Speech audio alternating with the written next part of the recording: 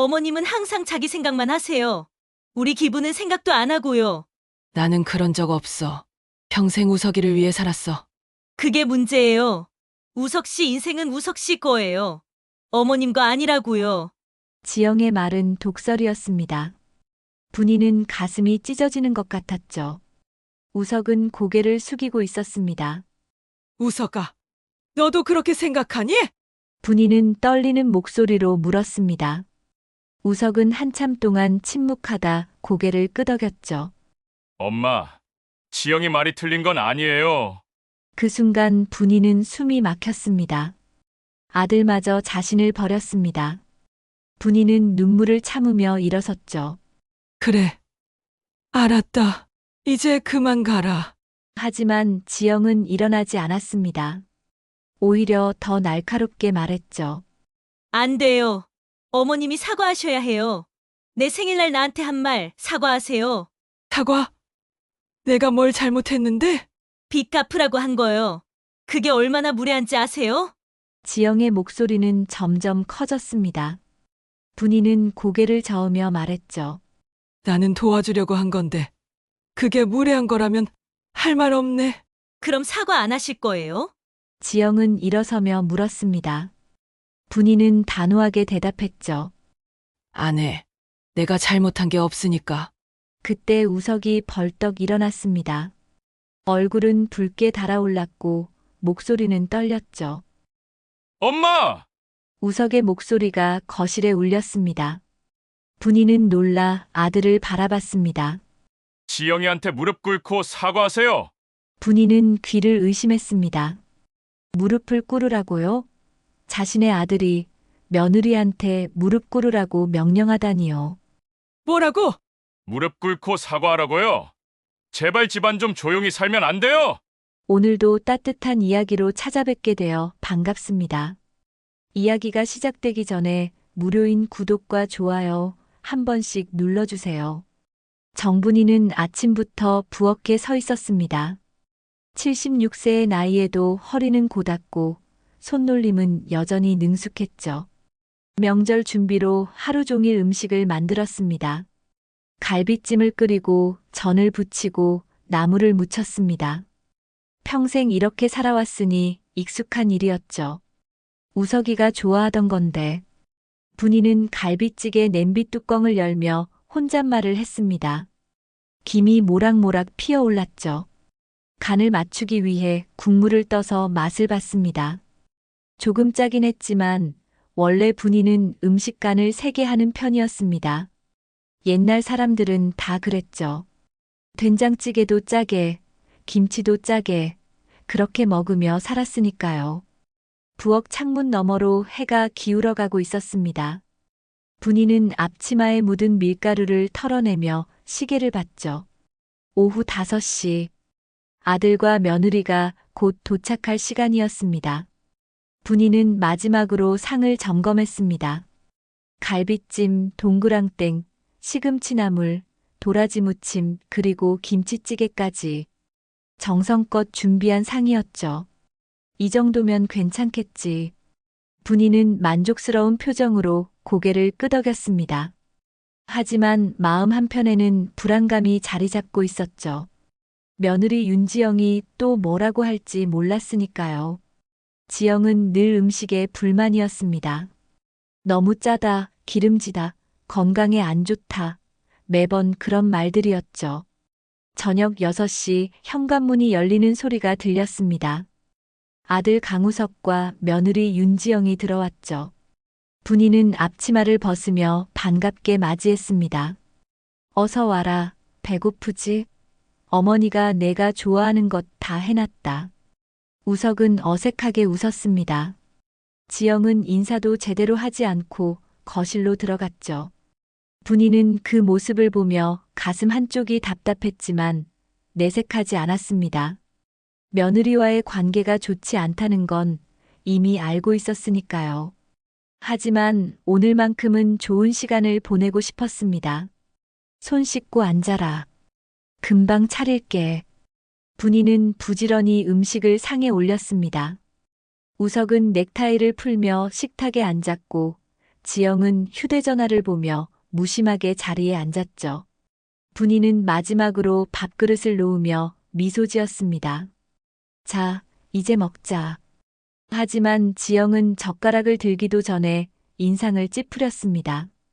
갈비찜 냄새를 맡더니 고개를 저었죠. 어머님, 이거 간 너무 센 거 아니에요?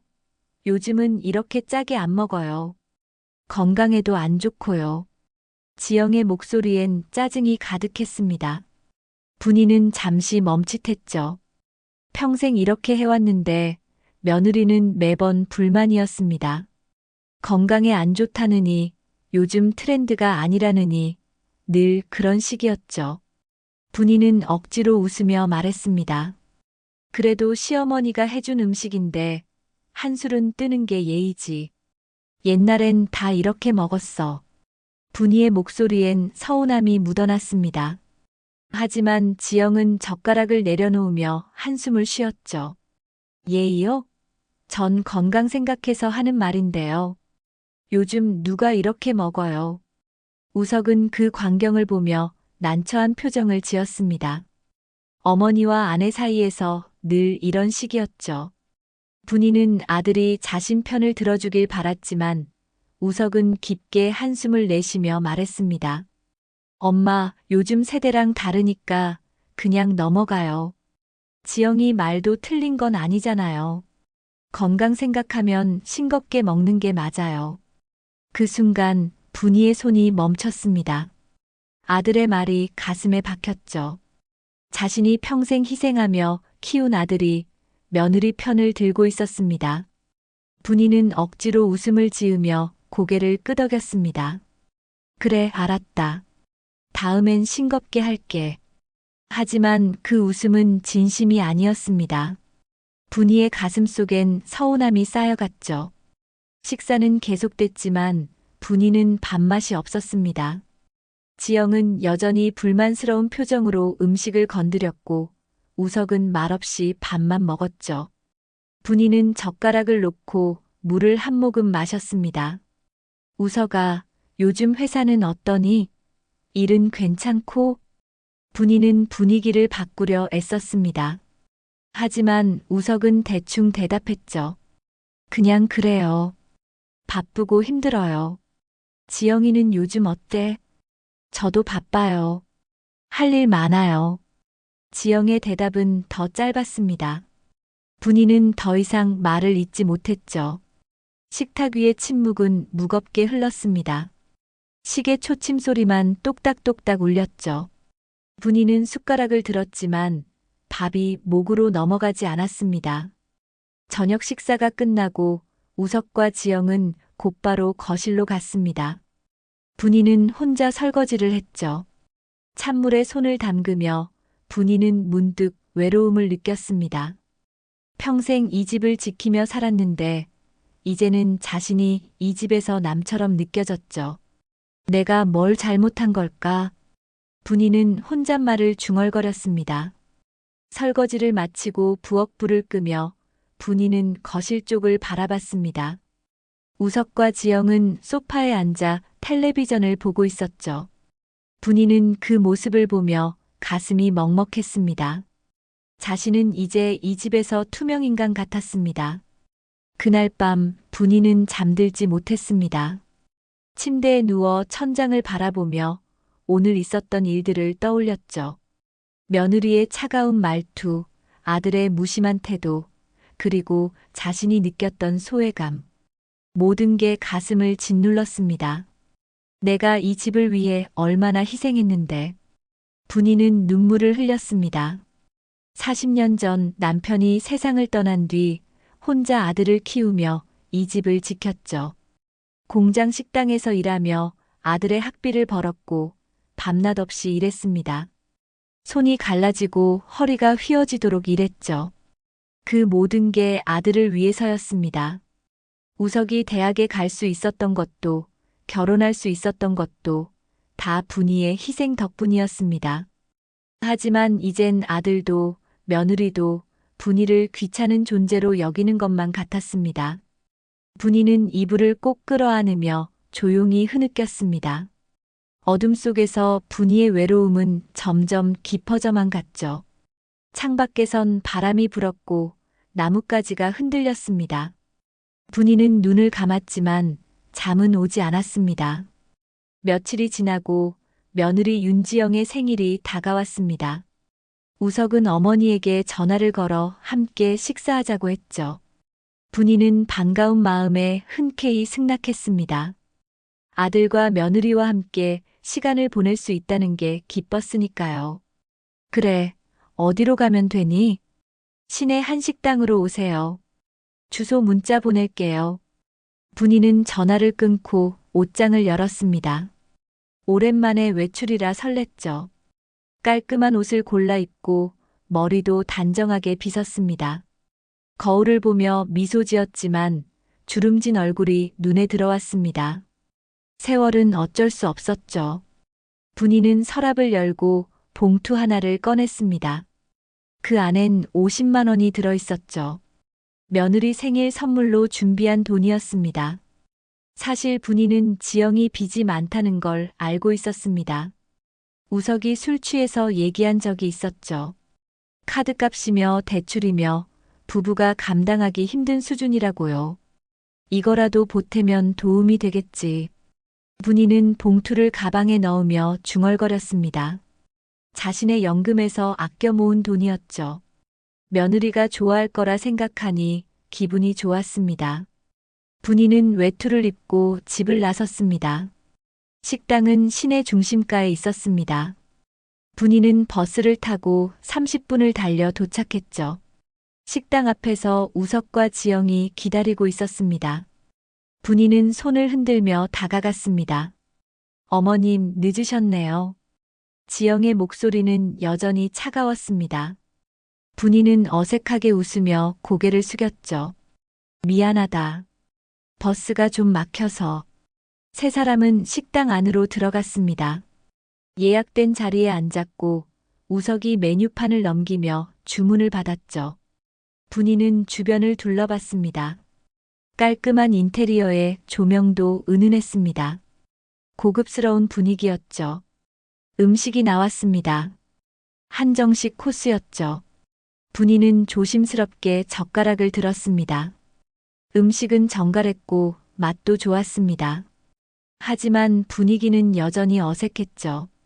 우석은 말없이 밥을 먹었고 지영은 휴대전화를 보며 무심하게 음식을 입에 넣었습니다. 지영아, 생일 축하한다. 분이는 용기를 내어 말했습니다. 지영은 고개만 끄덕였죠.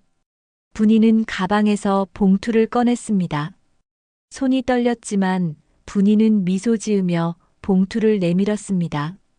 이거 생일 선물이야. 많진 않지만 지영이 빚 조금이라도 갚는 데 써.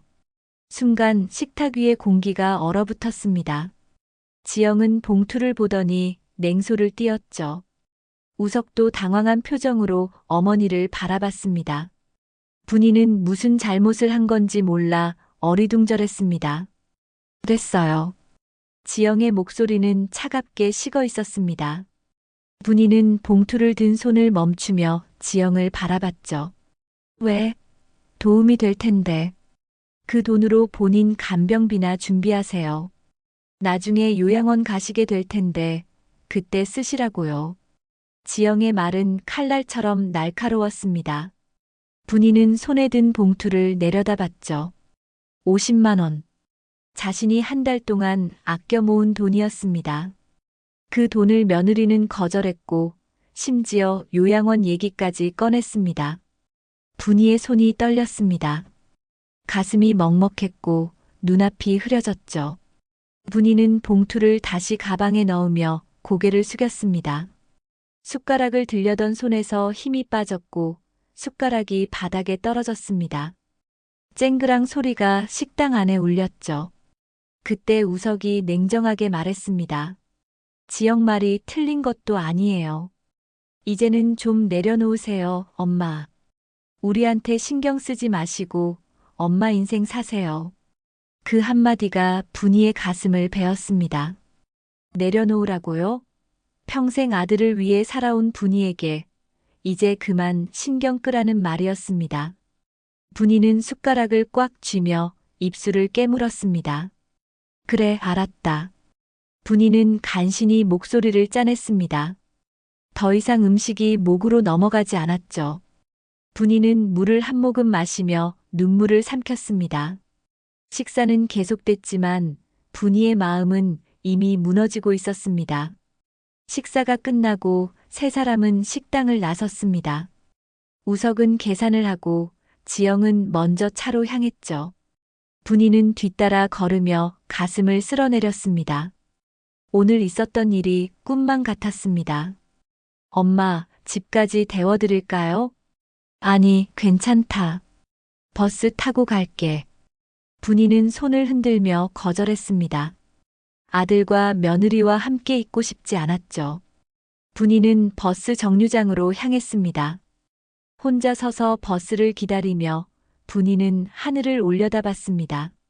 구름이 잔뜩 끼어 있었고 비가 올 것 같았죠. 며칠이 흘렀지만 분이의 마음은 여전히 무거웠습니다. 며느리가 던진 말들이 귓가에 맴돌았죠.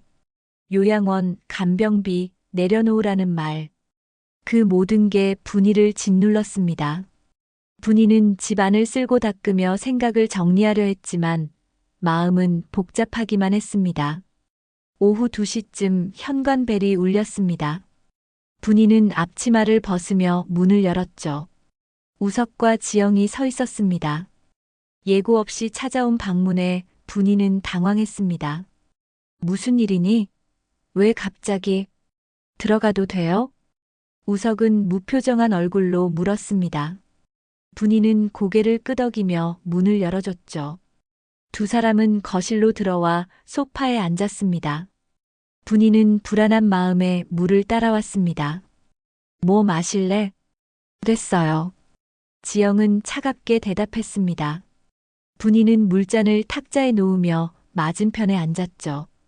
우석은 한참 동안 말이 없었습니다. 분이는 가슴이 두근거렸습니다. 무슨 일인지 감이 왔거든요. 엄마, 며칠 전 식당에서 일 때문에 왔어요. 우석이 입을 열었습니다. 분이는 손을 꼭 쥐며 우석을 바라봤죠. 무슨 얘기? 지영이가 엄마 때문에 너무 상처받았어요. 생일날 그렇게 말씀하시면 어떡해요? 분이는 어이가 없었습니다. 자신이 성의껏 준비한 돈을 거절당하고 모욕당한 건 자신인데 며느리가 상처받았다니요. 내가 뭘 잘못했는데? 돈 주시면서 빚 갚으라고 하신 거요. 그게 지영이한텐 모욕이었어요. 지영이 끼어들었습니다. 목소리는 날카로웠죠. 나는 도와주려고 한 건데 그게 모욕이라고? 그래요. 어머님은 항상 그래요. 도와주는 척하면서 사람 무시하잖아요. 지영의 말에 분이는 가슴이 답답했습니다. 평생 아들을 위해 희생했는데 며느리에게 이런 말을 듣다니요. 나는 너희를 도우려고 했을 뿐이야. 무시한 적 없어. 엄마, 지영이 말이 맞아요. 엄마는 항상 우리 형편을 무시하고 엄마 마음대로 하시잖아요. 우석의 말에 분이는 눈을 크게 떴습니다.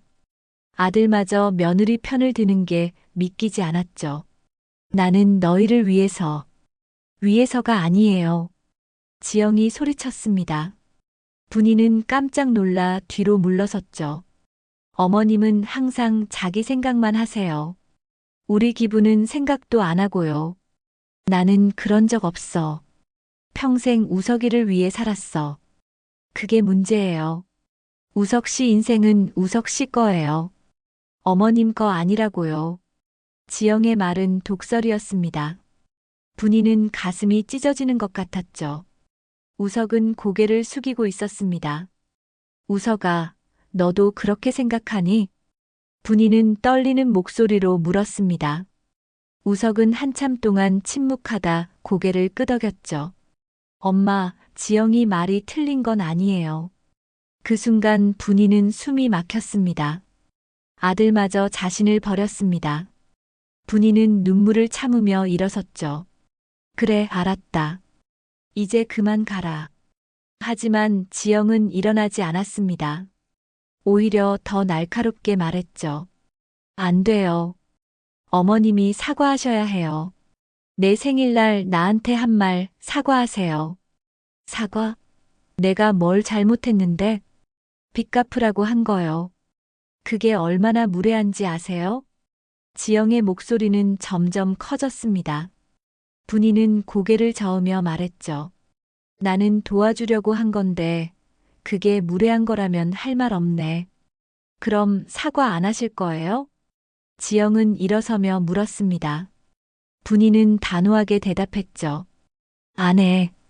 내가 잘못한 게 없으니까. 그때 우석이 벌떡 일어났습니다. 얼굴은 붉게 달아올랐고 목소리는 떨렸죠. 엄마. 우석의 목소리가 거실에 울렸습니다. 분이는 놀라 아들을 바라봤습니다. 지영한테 무릎 꿇고 사과하세요. 분이는 귀를 의심했습니다. 무릎을 꿇으라고요? 자신의 아들이 며느리한테 무릎 꿇으라고 명령하다니요. 뭐라고?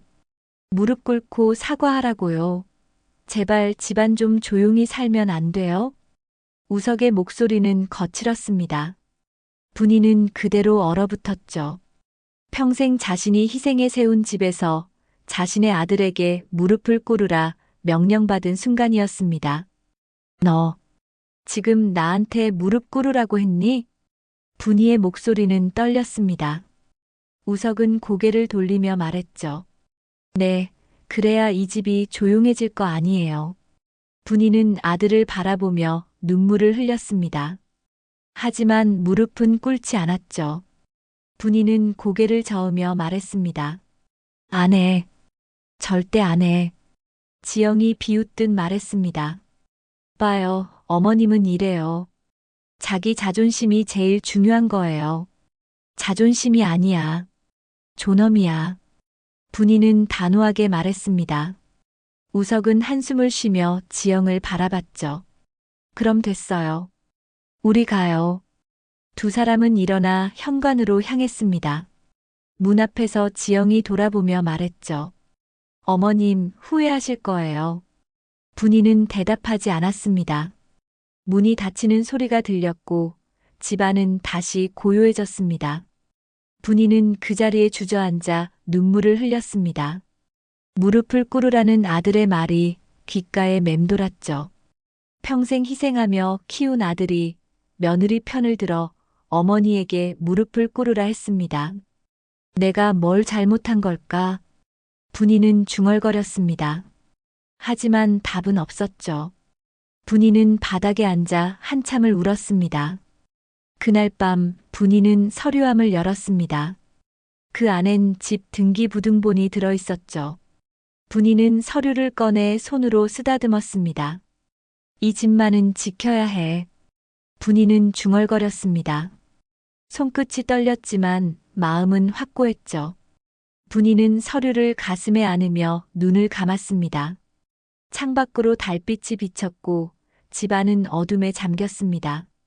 밤은 깊어갔지만 분이는 잠들 수 없었습니다. 침대에서 일어나 거실로 나왔죠.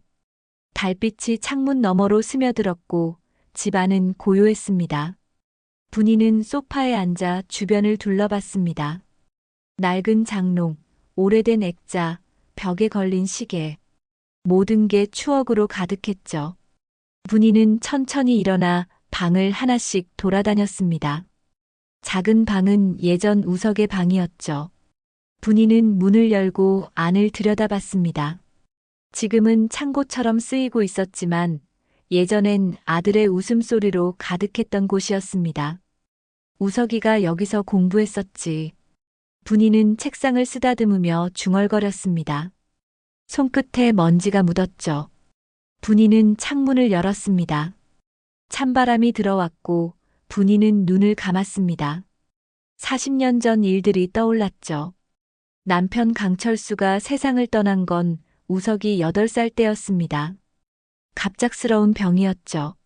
분이는 그때 36살이었습니다. 남편을 잃고 어린 아들을 혼자 키워야 했죠. 집도 없었고 돈도 없었습니다. 분이는 공장 식당에서 일하며 아들을 먹여 살렸습니다. 그땐 정말 힘들었지. 분이는 창밖을 바라보며 과거를 떠올렸습니다. 새벽 4시에 일어나 식당으로 가서 밤 9시까지 일했죠. 손은 늘 뜨거운 물과 기름에 시달렸고 발은 하루 종일 서 있어 부르텄습니다. 하지만 분이는 참았습니다. 아들을 위해서였죠. 분이는 10년을 그렇게 일했습니다. 그리고 조금씩 돈을 모았죠.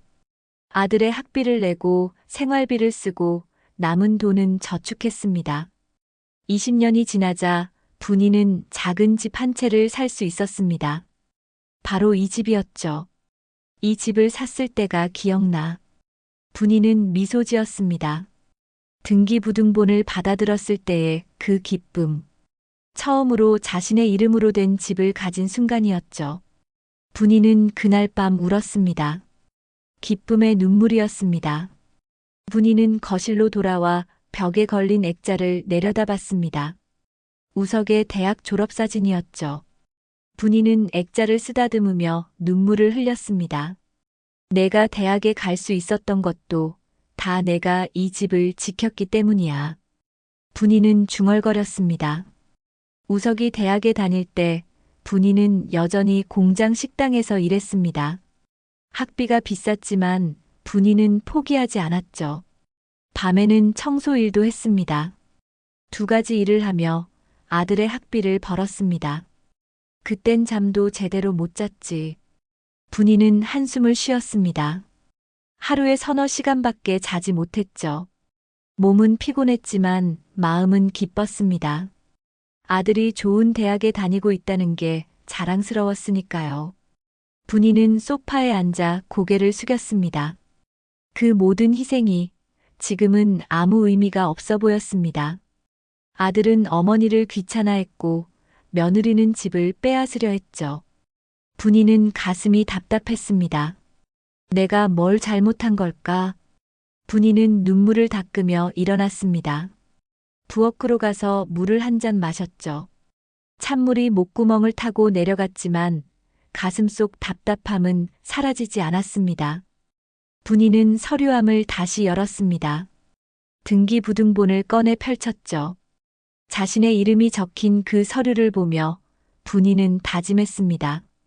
이 집만은 절대 안 줘. 분이의 목소리는 단호했습니다. 평생 지켜온 집을 며느리에게 넘길 순 없었죠. 이 집은 분이의 인생 그 자체였습니다. 손이 갈라지고 발이 부르트고 허리가 휘도록 일하며 지켜낸 집이었습니다. 분이는 서류를 다시 서류함에 넣고 문을 닫았습니다. 그리고 거실을 한 바퀴 돌며 집을 살폈죠. 낡은 벽지, 오래된 마루, 삐걱거리는 문. 모든 게 세월의 흔적이었지만 분이에겐 소중했습니다. 이 집은 내 인생이야. 분이는 중얼거렸습니다. 창밖으로 새벽빛이 비치기 시작했습니다. 분이는 소파에 앉아 눈을 감았죠.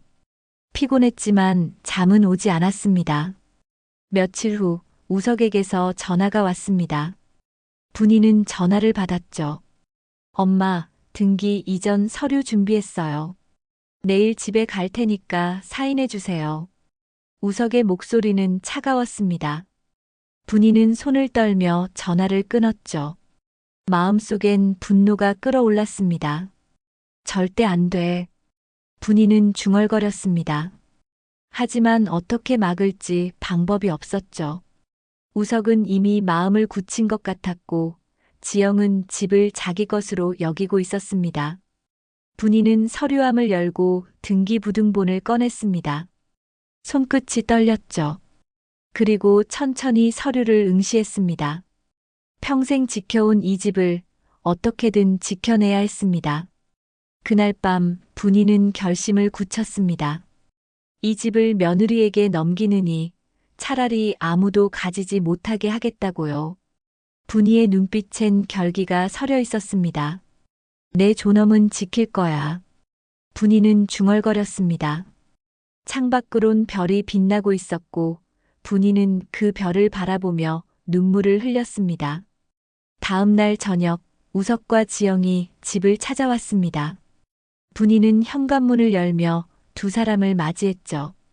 우석은 손에 서류 봉투를 들고 있었고, 지영은 무표정한 얼굴로 서 있었습니다. 들어와라. 분이는 담담하게 말했습니다. 두 사람은 거실로 들어와 소파에 앉았죠. 분이는 맞은편에 앉아 두 사람을 바라봤습니다. 우석은 서류 봉투를 탁자 위에 올려놓았습니다. 엄마, 이거 서류예요. 여기 사인만 해주시면 돼요. 우석은 서류를 꺼내 분이 앞에 밀었습니다. 분이는 서류를 내려다봤죠. 진명의 이전 동의서였습니다.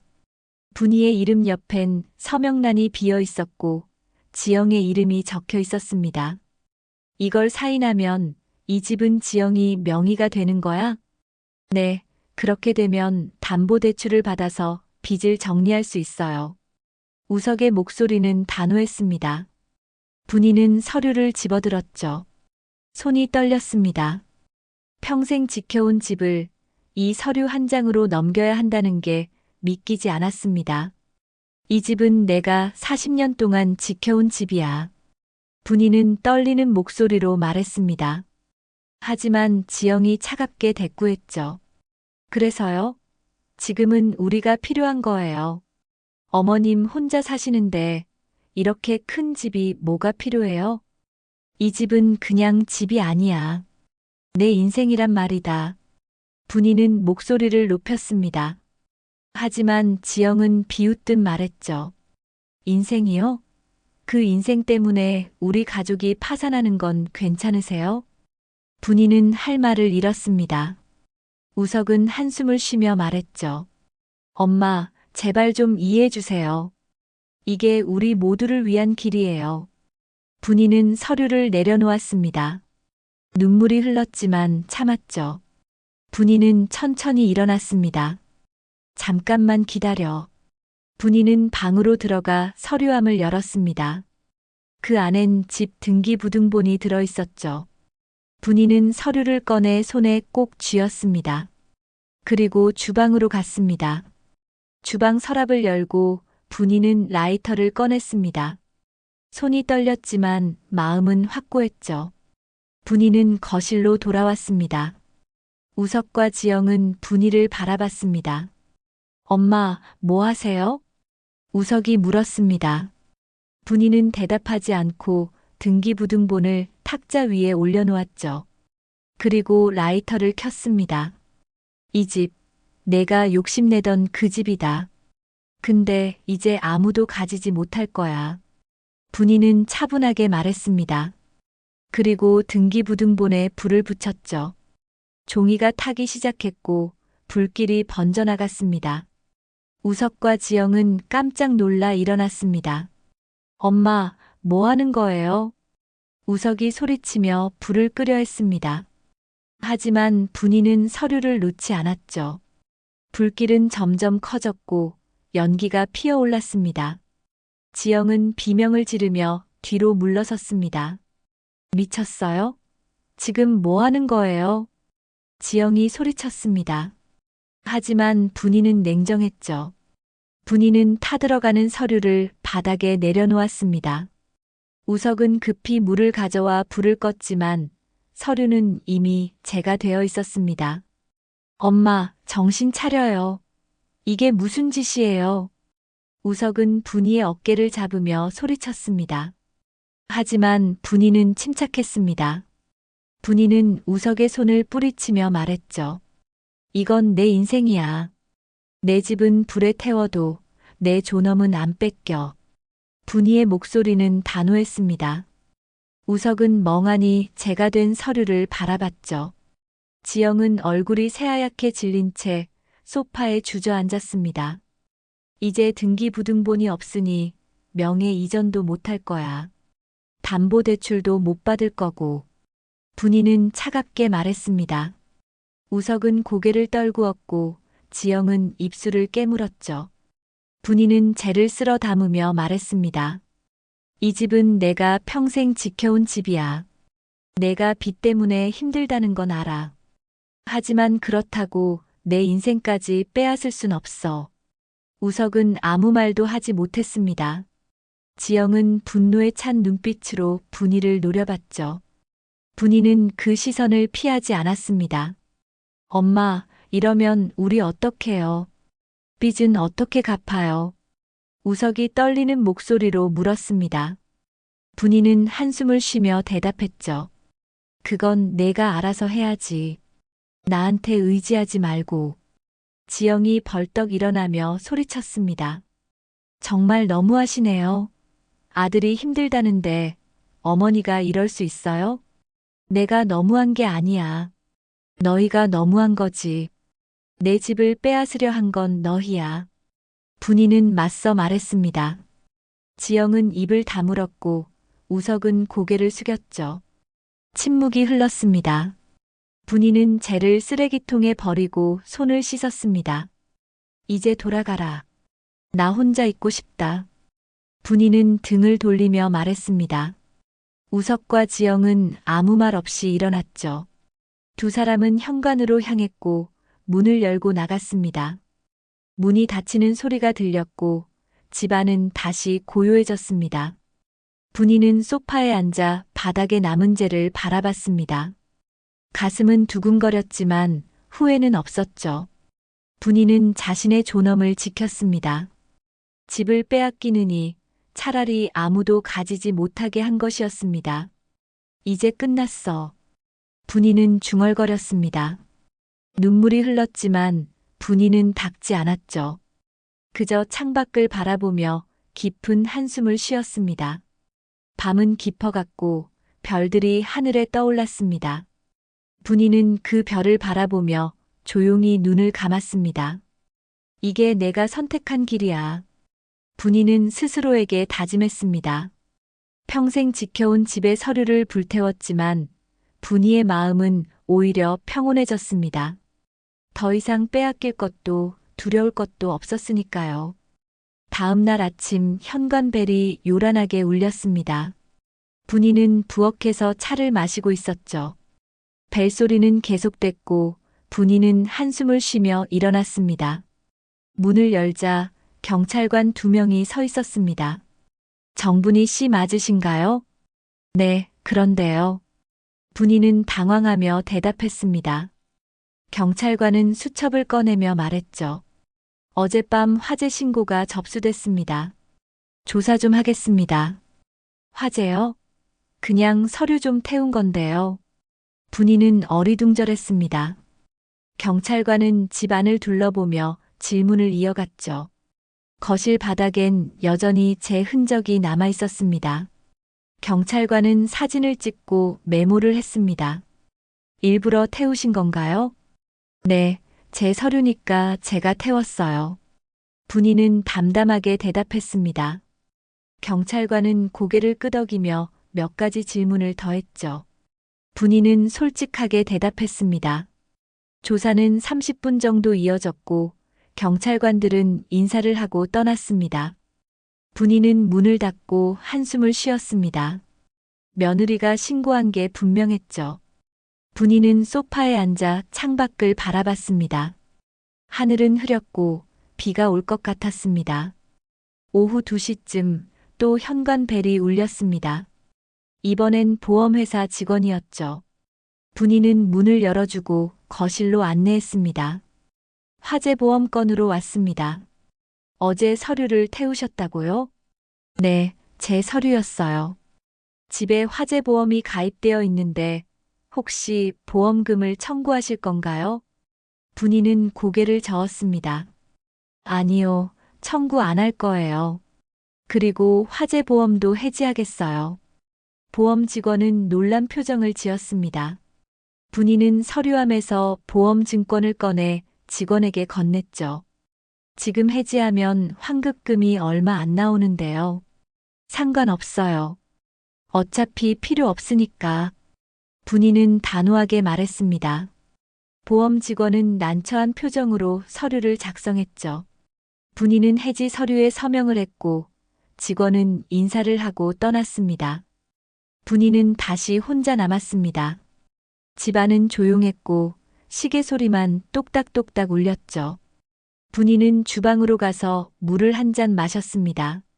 손이 떨렸지만 마음은 확고했습니다. 저녁 무렵 우석과 지영이 다시 찾아왔습니다. 분이는 문을 열어줬지만 반갑지 않았죠. 두 사람은 거실로 들어와 소파에 앉았습니다. 지영의 표정은 차가웠고 우석은 피곤해 보였습니다. 엄마, 경찰이 다녀갔다면서요? 그래, 다녀갔어. 왜 그런 짓을 하신 거예요? 이제 정말 집도 쓸모없게 만드신 거예요. 지영이 날카롭게 말했습니다. 분이는 팔짱을 끼며 지영을 바라봤죠. 내 집인데 내가 어떻게 하든 상관없잖아. 상관없다고요? 우리 빚은 어떡하라고요? 지영은 목소리를 높였습니다. 하지만 분이는 흔들리지 않았죠. 그건 너희가 알아서 할 일이야. 나한테 의지하지 마. 우석은 고개를 숙이고 있었습니다. 지영은 분노에 찬 눈빛으로 분이를 노려봤죠. 분이는 그 시선을 피하지 않았습니다. 어머님, 정말 이러실 거예요? 아들이 힘들다는데 외면하실 거예요? 외면이 아니야. 나도 내 인생이 있어. 평생 너희를 위해 살았는데 이젠 그만하고 싶어. 분이의 목소리는 담담했습니다. 지영은 비웃듯 말했죠. 그럼 요양원이나 가세요. 이제 남은 것도 없잖아요. 그 말에 분이는 미소 지었습니다. 냉소적인 미소였죠. 분이는 가방에서 화재보험 해지증명서를 꺼내 탁자 위에 올려놓았습니다. 내가 이미 다 정리했단다. 화재보험도 해지했어. 이 집은 이제 그 누구의 것도 아니야. 지영은 서류를 집어들고 눈을 크게 떴습니다. 우석도 놀란 표정으로 어머니를 바라봤죠. 엄마, 왜 이러세요? 정말 미치신 거예요? 미친 게 아니야. 정신 차린 거지. 불태운 건 집이 아니라 욕심이었어. 너희의 욕심, 그리고 내 욕심. 분이는 차분하게 말했습니다. 지영은 서류를 내던지며 소리쳤죠. 정말 이해할 수 없어요. 아들이 힘들다는데 어머니가 이럴 수 있어요? 이해 못해도 돼. 이건 내가 선택한 길이니까. 분이는 단호하게 말했습니다. 우석은 고개를 떨구고 있었고 지영은 입술을 깨물며 분이를 노려봤습니다. 침묵이 흘렀죠. 이제 돌아가라. 더 이상 할 얘기 없어. 분이는 일어서며 말했습니다. 우석과 지영도 일어났죠. 지영은 화난 표정으로 현관으로 향했고 우석은 뒤따랐습니다. 문 앞에서 우석은 돌아보며 말했습니다. 엄마, 후회하실 거예요. 후회 안 해. 이게 내가 지킬 수 있는 마지막 존엄이니까. 분이는 차분하게 대답했습니다. 우석은 아무 말 없이 문을 나갔고 지영도 뒤따랐죠. 문이 닫히는 소리가 들렸고 집안은 다시 고요해졌습니다. 분이는 소파에 앉아 창밖을 바라봤습니다. 비가 내리기 시작했죠. 빗방울이 창문을 두드렸고 분이는 그 소리를 들으며 눈을 감았습니다. 이제 끝났어. 분이는 중얼거렸습니다. 가슴은 편안했죠. 평생 지켜온 집에 서류를 태웠지만 분이는 후회하지 않았습니다. 오히려 자유로웠습니다. 더 이상 빼앗길 것도 지킬 것도 없었으니까요. 분이는 차를 한 잔 끓여 마셨습니다. 따뜻한 차가 목구멍을 타고 내려갔고 몸이 따뜻해졌죠. 창밖에 비는 계속 내렸고 분이는 그 소리를 들으며 평온함을 느꼈습니다. 내 존엄은 지켰어. 분이는 스스로에게 다짐했습니다. 집을 잃었지만 존엄은 지켰습니다. 그게 분이가 선택한 길이었죠. 분이는 창밖을 바라보며 조용히 미소 지었습니다. 며칠이 지났습니다. 분이는 평소처럼 집안을 정돈하며 지냈죠. 서류를 태운 일 이후로 우석과 지영은 한 번도 연락하지 않았습니다. 분이는 그게 오히려 편했습니다.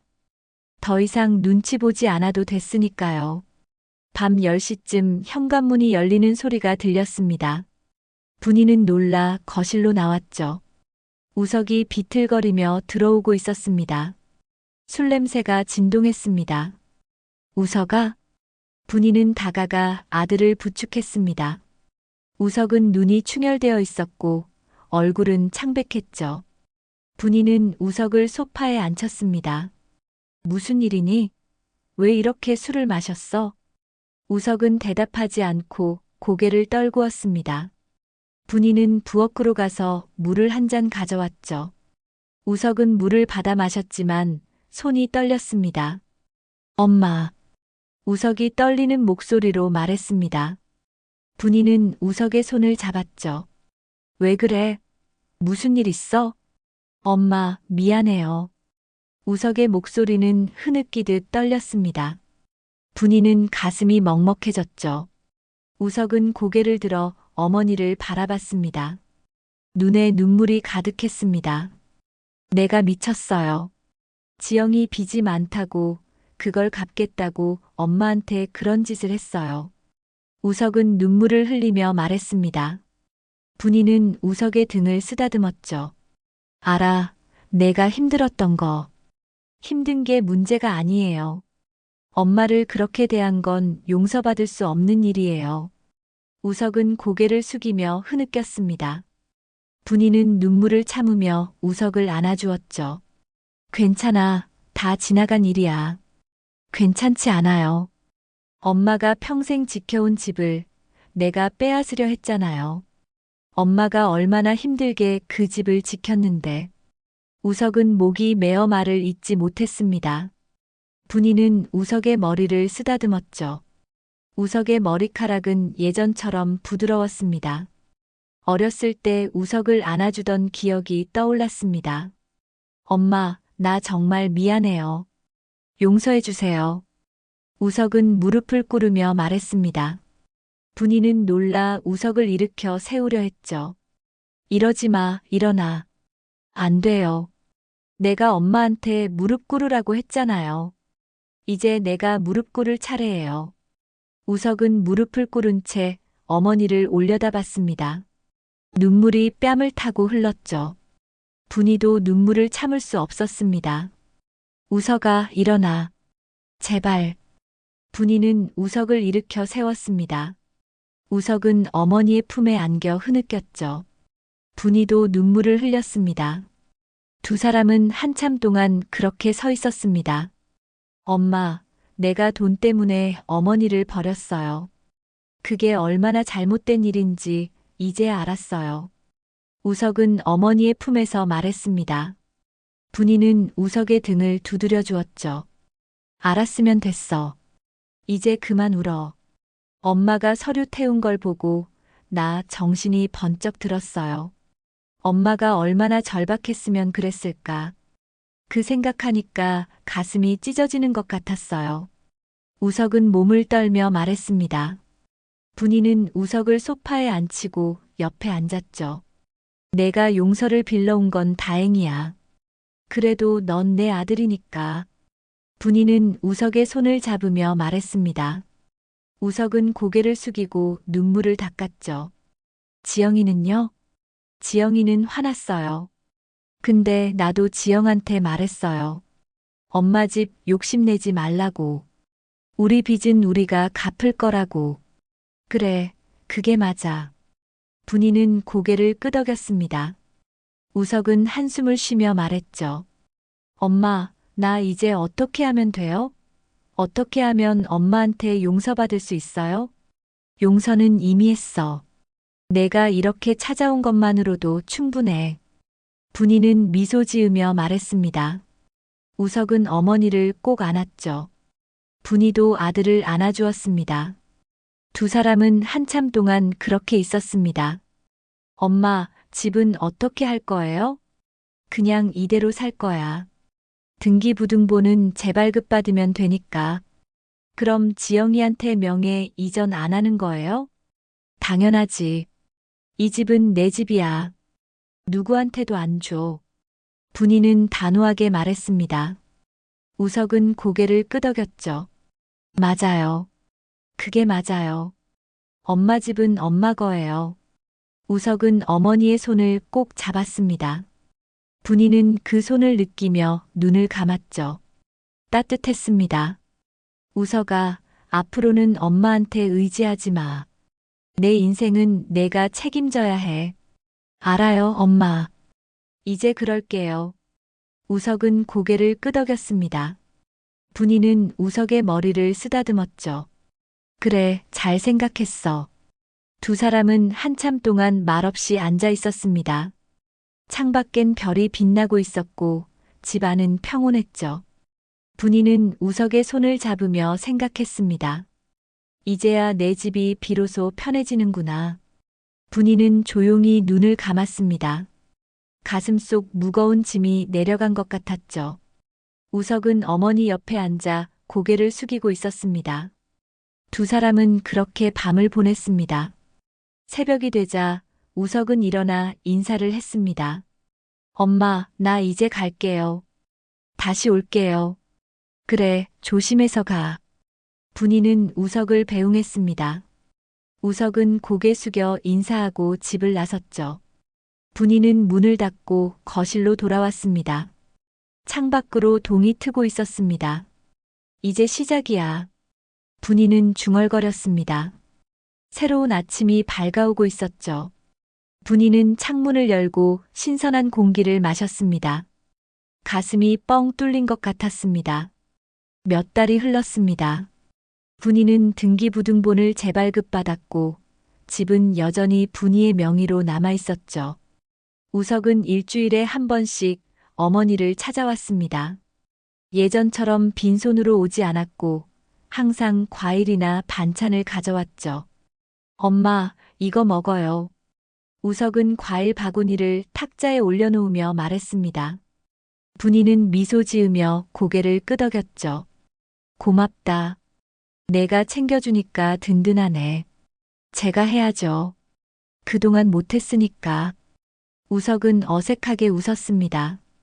분이는 과일을 씻으며 물었죠. 지영이는 어때? 지영이도 많이 변했어요. 요즘은 아르바이트도 하고 빚도 조금씩 갚고 있어요. 그래, 다행이네. 분이는 진심으로 기뻐했습니다. 우석은 어머니를 도와 과일을 깎았죠. 두 사람은 나란히 앉아 과일을 먹었습니다. 엄마, 요즘 어떻게 지내세요?